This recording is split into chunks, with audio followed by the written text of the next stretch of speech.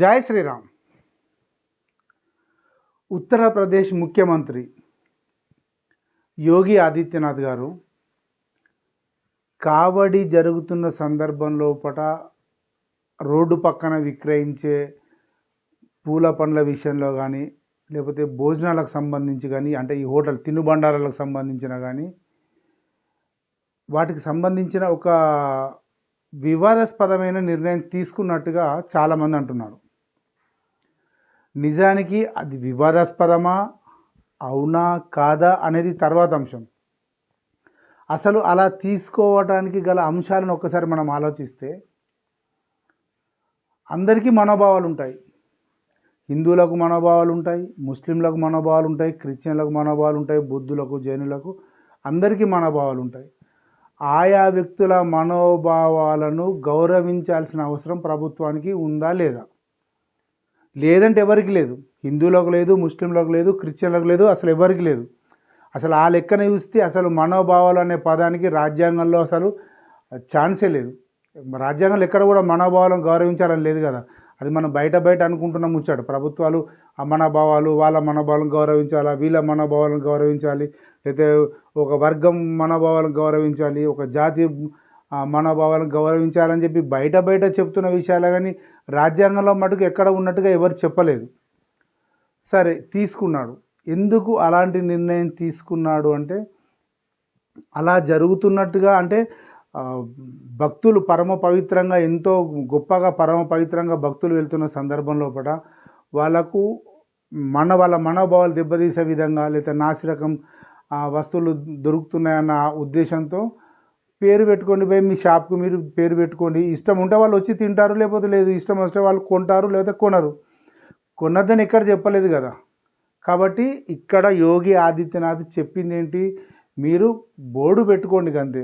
ఆ బోర్డు పెడితే ఎవరు బోర్డు పెట్టుకోవాల్సిందే కదా. ప్రతి షాప్కి ఒక బోర్డు ఉండాల్సిందే కదా. ప్రతి క్యూఆర్ కోడ్ కానీ వగైరా ఏది ఉన్నా కూడా ఉండాల్సిందే కదా. దాంట్లో తప్పేముంది? భక్తులు వాళ్ళు ఇష్టం ఉంటే వచ్చి తింటారు, లేకపోతే లేదు. బోర్డు పెట్టుకోవడం వల్ల వచ్చిన నష్టమైంది. దీన్ని అసదుద్దీన్ ఓవైసీ రాజకీయం చేశాడు.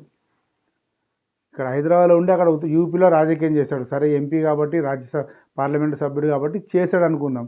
కానీ దీనివల్ల వాస్తవంగా ఎలాంటి నష్టము లేదు, ఎలాంటి లాభం లేదు. ఒక గుర్తింపు వస్తుంది. అక్కడ ఒక హోటల్ పేరు ఉంది. ఆ హోటల్ పేరు గుర్తింపు తెలిసిపోతుంది. తెలిసిపోతే ఆ భక్తుడికి వీలైతే వెళ్తాడు, లేకపోతే లేదు. అంతే కదా. ఇప్పటికీ ఎన్నో హోటళ్ళ పేర్లు మారిపోయాయి. ఇంతవరకు ఉన్న పేర్లు ఎన్నో మారిపోయాయి. సత్యం ఉన్నది సలీం అయింది, ఇప్పుడు అష్టలక్ష్మి ఉన్నది అన్వర్ అయింది. అంటే దాని ఉద్దేశం ఏంటంటే పేర్లు మారిపోయాయి అక్కడ. దీన్ని విమర్శించడానికి కాదు, అలా ఒరిజినాలిటీ పెట్టడం వల్ల అప్పుడు భక్తుడు ఇష్టం ఉంటే పోతా, లేకపోతే లేదు కదా. భక్తుడిని మీరు వెళ్ళకండి, పోయి తినకండి అని చెప్పి యోగి ఆదిత్యనాథ్ చెప్పట్లేదు. సో దీన్ని కాంట్రవర్సీ చేయాల్సిన అవసరం లేదు. ఇంకా ఈ విషయానికి వస్తే, ఇది పరమ పవిత్రంగా చేసే పండుగ. అక్కడ మామూలు ఉండదు. అంటే కిందటి సంవత్సరం మేము అక్కడ ఆ సందర్భంలో అక్కడే ఉన్నాం కాబట్టి మీకు పైన వెనుక స్క్రీన్లో కనిపిస్తుంది అదే. మేము స్వయంగా అక్కడ ఆ సందర్భంలో అక్కడ ఉన్నాం. నేను మా తమ్ముడు ఇద్దరం అక్కడ ఉన్నాం కాబట్టి, అక్కడ చూసాం కాబట్టి ఎంత అద్భుతంగా ఉంటుందంటే అంత అద్భుతంగా ఉంటుంది అక్కడ. ఇట్లా కావడిలో తల్లిదండ్రులు ఇద్దరు తీసుకెళ్ళిన, అతని పేరు గుర్తు రావట్లేదు, అతను ఎలా తీసుకెళ్ళాడో అలా బకెట్లు, అక్కడ బిందెలు అవన్నీ కట్టుకొని నడుచుకుంటూ వస్తారు. ఢిల్లీ వరకు కూడా ఆ వాతావరణం కనిపిస్తుంది. అంటే దాదాపు 250 కిలోమీటర్ల వరకు కూడా నడుచుకుంటూ రావడం, నడుచుకుంటూ పోవడం అన్న వాతావరణం కనిపిస్తుంది ఇప్పుడు రేపటి నుండి. అంత గొప్ప వాతావరణం లోపల హరిద్వార్ మొత్తం ఇట్లా ప్యాక్ అయిపోతుంది. అసలు మనం ఎక్కడ ఉంటున్నాం అసలు ఇది హరిద్వారేనా, ఇది ఇసుక వేస్తే రాళ్ళంత జనం ఉంటారు అక్కడ.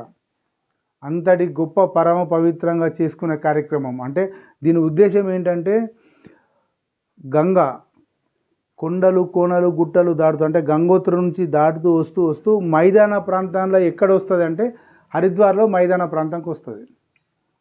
సో గంగోత్రికి వెళ్ళలేని వాళ్ళు, అంత దూరం పోలేని వాళ్ళు ఈ హరిద్వార్లో గంగ దగ్గరకు వచ్చి అక్కడి నుంచి ఆ వాటర్ తీసుకెళ్ళి వారి ఇంట్లో కానీ వారి ఊరిలో కానీ శివాలయాలను స్నానం చేస్తారు, జలకాలాడిస్తారు శివునికి.